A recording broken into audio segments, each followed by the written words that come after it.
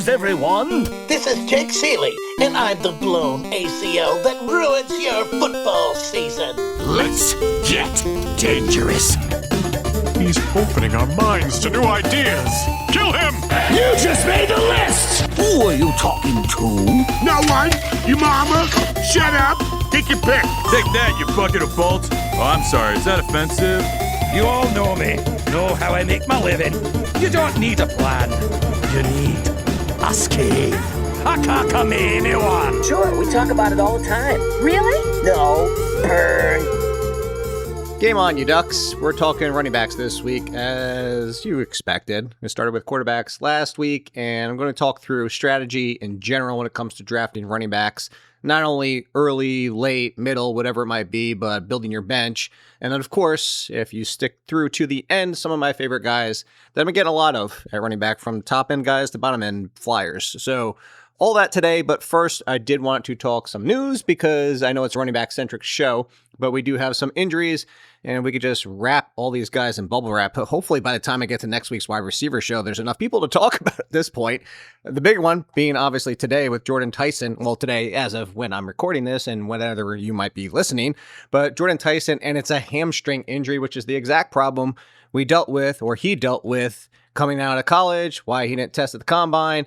And it's a hamstring. So, even on the optimistic side, if we get that, we don't have news, at least again, as the time I'm recording this. Even on the optimistic end, this makes it a lot riskier to draft Jordan Tyson as it already stands.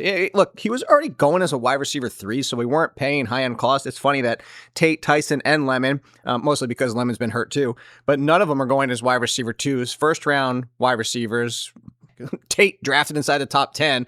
And we aren't investing the cost that we normally do. And I say we, as in the community, normally investing at least a wide receiver 2 cost. Heck, Marvin Harrison was a fringe wide receiver 1 when he was drafted in fantasy. When he was drafted in the NFL and then in fantasy. You get my point. Anyway, so the cost isn't prohibitive. I'd push him down to a wide receiver 4 in case he starts off injured to start the season, or now this missing time. Similar to Lemon, it does matter for rookies when it comes to wide receivers, running backs too, but this is going to take some shine off. But the good news here is if you look down this depth chart, Tyson has a clear leg up on the rest of the competition. I mean, there's people out there talking about a healthy Tyson pushing Olave for the number 1 job. I didn't think that would happen as a rookie, but if you look at the Lemon situation, more competition. If you look at the Tate situation, more competition. This is just Tyson's job as long as he can stay on the field. So I'll still be investing as a wide receiver 4. The Laramie Tunsil situation, I'm not really dinging Jaden Daniels. It does add a slight bit more risk than we had before, but Jaden Daniels was always going to be risk anyway because how much he runs, similar to Lamar Jackson and all the rest. So I'm not too worried because similar to Josh Allen and Lamar and other quarterbacks like that can manipulate, extend the pocket, extend the plays. I don't think the Tunsil thing will kill him. Maybe we see a slight downtick to Terry McLaurin because he has to get the ball out quicker, that being Daniels, and a slight uptick for Stephon Diggs. Talk more about the wide receiver show next week. But again, not dinging Daniels, really. I'm not going to move him down my ranks. Just understand there's now a little bit more risk. And since we are talking about running backs, we do have to talk about Chuba Hubbard. This is already jumping ahead to the end of the show because Jonathan Brooks was on my short list of if you saw my guy's article over at The Athletic, it was the 20 most drafted players I have so far. It was supposed to be 21, but Mike, was like, you can't have 20. And I was like, well, that's what happens when you're in this many leagues. And so as a joke, I chopped off one guy from the list, which was Tyson. Maybe that's what I ruined Tyson. I didn't realize that. I just thought about that. He was the one that got cut from the 21 to make the 20. And I guess good reason so, because I would have to cut him from the list after this news. But anyway, Jonathan Brooks was already one of my most drafted running backs because it's a lot of projection on the talent that we saw coming out of college and somebody that had top 10 running back potential if he was the running back we've seen from college. Again, running backs have not always performed in the NFL, even when they're coming out with supreme talent. And then the multiple injuries on top of it. So the point being was that if Jonathan Brooks is anything like the running back we thought he could be and that we did know from Texas, is that he would take over the job probably by the middle of the season, if not sooner, because Hubbard's a fine talent, but he's not the upside of Jonathan Brooks. So that was already in play. And now Hubbard is now week to week with his injury. I hope you invested early where you could and were drafting early to get Brooks because his ADP is going to climb. And I will bring up a name in my favorite guys list later in the show that I would actually push him in front of now because of this. But saving that for later.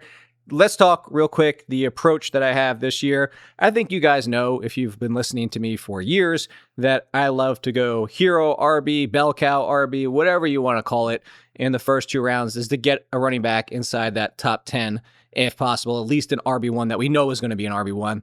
And I think you see a lot of people doing that this year, mostly because, and this is going to tie into the wide receiver show, is wide receiver 3s, to an extreme extent, let alone now we're into the wide receiver 2s that are becoming more volatile. And it's mostly because what we saw in the NFL over the last 2 seasons, it really started to take off last year, is the implementation of more offenses using 2 tight ends, even 3 tight ends, hello Rams, and a few others. But that's a big factor because it's not so much the fact that we have to worry about the ones. The number 1 wide receiver for teams, this is a running back show and I'm doing this, but anyway, the number 1 wide receiver for teams generally stays on the field 90+% of the time, even when they go 2-3 wides. That's why they're the number 1s. It's really the 2 and the 3, and the 2 and the 3 both start losing some snaps. It might only be 5 to 10%, but that matters enough for us in fantasy when we're talking about 5 to 10 routes and then the targets. 1 to 2 targets per week can be the difference between somebody who's consistent and volatile. So again, this is why we see a little bit more to the running backs. And we did just have a terrific, healthy season when it came to the running back landscape overall. And this preseason is not helping things for the wide receivers getting hurt. But all that being said, this is what I want to do. This is what I'll aim to do. But I just did a draft where I started wide receiver, because the value was there. And I couldn't ignore it. Tedderell McMillan ended up being my 3, which I would love him as my 3. He's fine as my 2, but to get him as my 3, I couldn't pass on that. And then to get my first running back, who is going to be somebody else I'll talk about later, hint, hint, hint, his last name is a Williams. I should pretty much tell you. But to get that kind of value, and if you saw a tweet that I put out, is we need to stop disrespecting the name of that running back. That's something you can't pass on. It's not a true 0 RB approach, but it is not actually 100% hero, because hero is generally a top 10 running back and then you ignore it for a while. But that's a really attractive approach if you're able to do that. So again, lean into 1 RB in the first 2 rounds if you can, but don't overdraft your running back just to make sure you grab one. So that really ties in too when it comes to running backs. You don't want to get stuck either. And I know this is really tough. It's easier to say this in auction because you can go after any player you want. In a snake draft, I will say if you're in the middle, you're pretty much okay. I actually hate drafting in the middle this year. I hate how the teams turn out. When you're closer to the front or the back end of the draft, and you have that longer layoff. I think I talked about this in quarterback show, but if not, I'll bring it up now. I do so many shows, I gotta forget at this point, and I'll probably say it again during the wide receiver show. But it's okay to go get your guy if it's around maybe 18 picks earlier. At the end of the day, it's a little bit more skewed in the 2nd, 3rd, 4th round if you do that. But 5th plus rounds, it's going to look bad at the time of drafting. Like, oh my God, you have to overdrafted this guy by 16, 18 spots.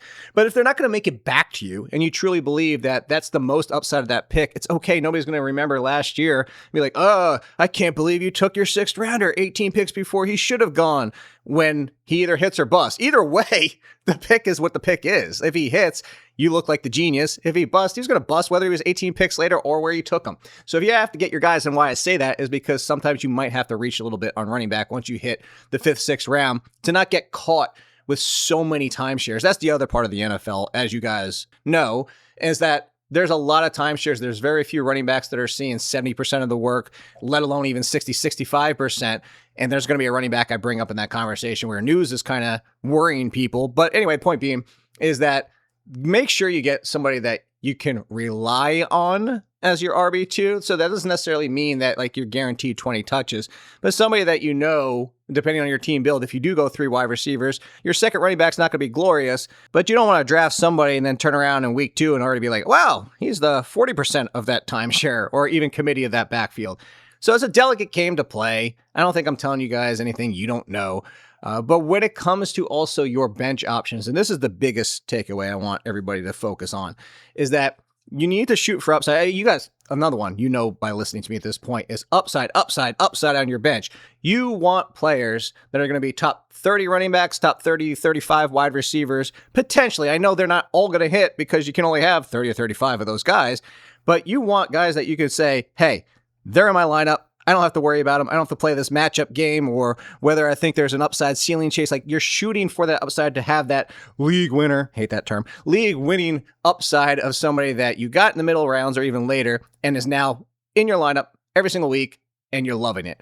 because too often I see people. Now, your third running back is probably going to be a flex level guy, and I'm okay with that. That's you kind of need to build your roster there. I'm not saying every single running back after your first two needs to be upside ceiling, but once you get that one, I don't want another. I don't want 3 bench running backs that are like, cool, I can put him in my flex or hopefully during a bye. And, that timeshare will have some upside if he catches a touchdown. No, I want to draft the Marshawn Lloyds of the world, the Brian Robinsons, the Braylon Allens, even Woody Marks, if something happens to David Montgomery.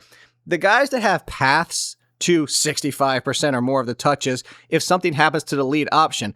We don't want to be chasing the backup options on teams that even if something were to happen, they're still looking at potentially a 55-45 split. Sure, it's more appealing to where you took them, but that's not guys that you're like, oh my God, I'm so glad I did this. The winning teams, if you look at over the history and you look in your leagues, when you're sitting there in week 10 and like, man, I really wish I had blank that this guy's able to start every single week because something happened to the lead option. Like before the injury happened to Chuba Hubbard, Jonathan Brooks was a great one. Those kind of guys are because they're stashing on the bench. At the same time, when I say stashing on the bench, don't draft these guys if you're just going to turn around. I've said guys a lot in this episode, haven't I? Anyway, don't draft them if you're going to turn around and drop them in week 3 because the lead is healthy. Like you're not drafting them and then immediately bailing because the lead has stayed healthy for 3 weeks. Like that wasn't the point of drafting them. The point of drafting them was that if something were to happen at any point. And I know at some point during week 7, 8, 9, when buys are hitting, maybe your own injuries, you have to make that decision. And that's fine at that point, but don't make the decision in the beginning of the season. Like if you draft Brian Robinson and Bijan stays healthy through the first 3 weeks, you don't drop him. If you don't, unless you absolutely have to. And then Bijan, gets hurt in week 6. Please don't let that happen. I'm not putting that out into the universe. And if it happens, I guess everybody's going to be coming for me because now I just said it out loud. But you understand the point there. So 2 others I'll throw out as complete sidebars. They aren't my favorite guys, but other running backs with upside situations, especially particularly for you people in keeper leagues, are the 2 rookies and Nick Singleton and Katron Allen, because both of those backfields are potential committees, obviously more so the Commanders than anything, but actually, and Devin Claiborne too, all 3 of them. Because mostly the Commanders have a lot of opportunities for things to shake out, whether Krosky, Merritt, Rashad White, or even Allen. But more so Singleton and Claiborne, they're on teams where both the lead running backs are free agents after this year. So you could have 2 things happen. You could have both running backs getting more opportunities in the second half of the season, even if both leads stay healthy because the team wants to evaluate for next year. Probably more so the Titans than the Vikings if we expect things to happen and looking more to next season instead of this one. But at the same time, you have potential there for both of them. So all those type of names, create the narrative for yourself. Like have a conversation in your head. Like how can blank running back get inside the top 30? And if the answer is never, then what are you drafting them for? Real quick before we get into my guys of running backs, and can't believe I'm putting this out there, but I need to feel like I'm not the crazy person. And this is at the Flex Weekend Extravaganza, so to speak, but hanging out with everybody. And yeah, so if you don't like bathroom discussions, then you might want to just skip this part. But I don't remember how we got onto this conversation. I think it was because Brian Hartman was saying that he brings his own towels or whatever it might be on trips for sanitary reasons. So we got into a whole conversation is like, after you take a shower, that what do you do about wiping your hindquarters, so to speak? And I mentioned the fact that I dry out my ears with paper towels, which started a whole conversation about Q-tips, but you're not supposed to use Q-tips anyway. But anyway, so dry out with my ears with paper towels, and then the single serve ones or whatever you call them. And so they fold over into one paper towel, even though it's a smaller section. Anyway, point being, so I rip off 2, wipe out my ears, fold it over, and then that's what I use to wipe out my buttoral region because I think that's clean and sanitary. And everybody was saying they use the towel that they shower with. And I thought that was the most disgusting thing I've ever heard of in my life is this. I don't know very many people who don't use a towel after the shower at least a second or if not third time. And to use that towel, I don't even care if it's the opposite side after flossing your cheeks. And somehow in all of this, I'm the weird one. I'm the one that's baffling everybody by using paper towels you can throw away to take care of that. I don't know. Am I really the crazy one? Am I the only person out there that, because I find it disgusting to use the towel you're wiping your body off with again? That I don't know. As you can see, this is still on my mind, and I'm still getting texts and jokes and everything from everybody in the group chat, from Brian Hartman to Alfredo Brown to Jay Felicio and all the rest. So there you go. Back to the guys, back to running backs. So to close things out, as I promised, some of my favorite guys in quick hitty fashion. Don't know why I said it like that. But Chase Brown early, I've drawn this comparison, and I said he feels a lot like James Cook, that we're going to get that range of, one is the rushing upside, could even take a next step forward, especially in this offense if everybody stays healthy, Joe Burrow, Chase, and all the rest. But even the receiving game work is really appealing, and it's more so just the touchdown variance. Like, we would figure the running back blank playing for the Bengals would have more touchdown upside than we've seen. If it just skews a little bit and Chase Brown takes a next step forward in the rushing game, like I said, you could see James Cook potential value with even more receiving upside. The second one is being Derrick Henry. If I'm left holding the bag at this point, like, the dude's a freak of nature. The worst season he's had since basically way back when he was a timeshare option was with a mess of a quarterback situation with Lamar Jackson getting hurt, and he still scored double-digit touchdowns. Every single season since he became a full-time starter-ish in 2018, it wasn't even really till 2019 when he really took off, 12 plus rushing touchdowns. Heck, the dude had 10 in half of a season in 2021 when he got hurt.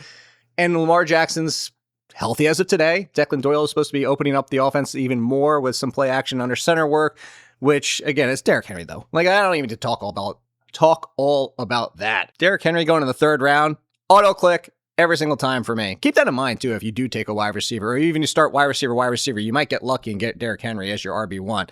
The name earlier, the Williams, I think it's pretty obvious, but Javonte Williams, the dude was just a fringe RB1, and they did nothing with this backfield. And I know there's some excitement for Jaden Blue in the passing game, but you talk about bell cow work on an offense that should be firing yet again. And Javonte Williams, no, I'm not going to put him inside the top 10, but he's not far from it. And somebody that, if you want to talk about an auto pick, there, like, I love some Derrick Henry in the third round. If Javonte Williams makes it to the fourth, I will be sprinting to the podium, so to speak, and fast clicking on Williams. I even like him in the third, to give you an idea. I don't understand that one.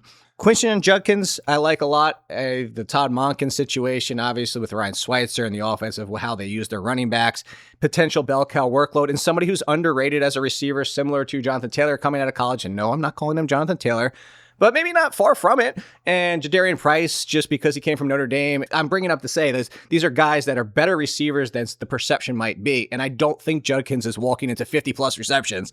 But in the 30 range, and with 260, 270 touches, and you're talking about a 300-touch guy, even on the Browns, and I know the Browns will likely be a bottom 5 offense, which means RB1 pretty much out of the equation, but 300 touches, and for somebody that did score 7 rushing touchdowns last year, as bad as the offense was last season, with the offensive line questions, everything being there, I'm acknowledging all of that. But he's going as a low-end RB2. Another automatic click if he's there in the 5th round.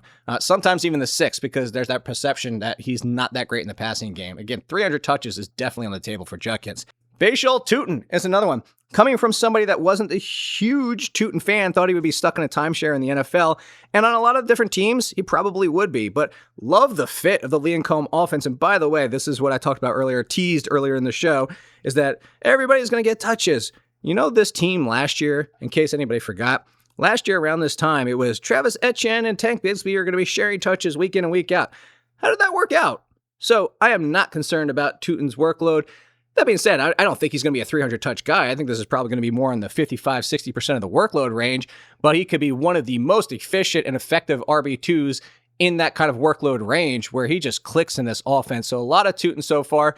Price as well, as long as he's healthy. I don't love the missed time right now, especially for somebody that we're all rookies, and not just him, but all rookies in general need to learn the pass blocking schemes and assignments and where they need to be.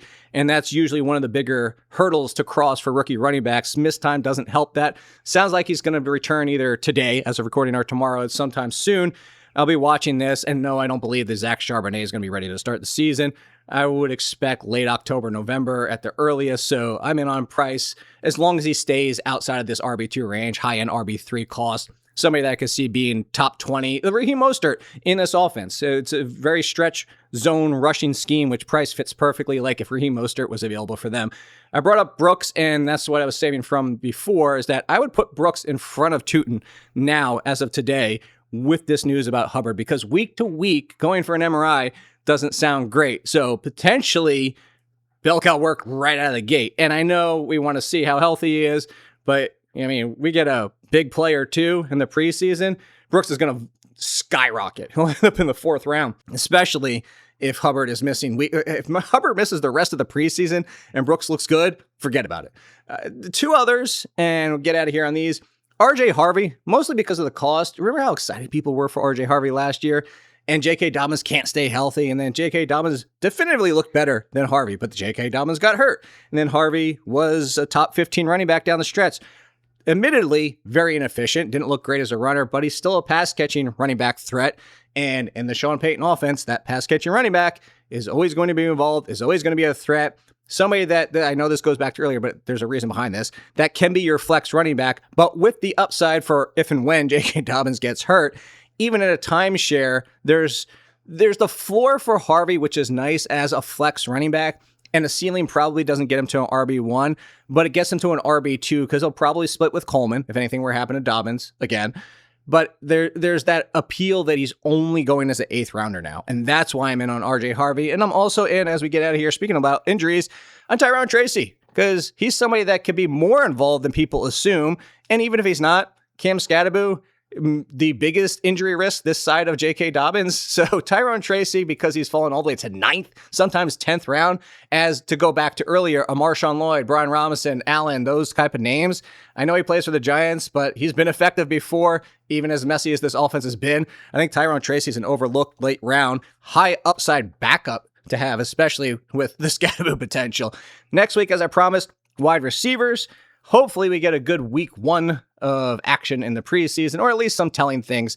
I threw this out as an answer to somebody, Jacob Robinson, who does the newsletter for us over The Athletic. And I said, what I watch for, scheming, snaps with the first team, snaps in certain formations, and those kind of things. Performances in general. All you need to do is remember Lance McCutcheon, and nobody cares about him because of all the hype that happened his preseason. Don't overrate the stats too much, and I will talk to you next week.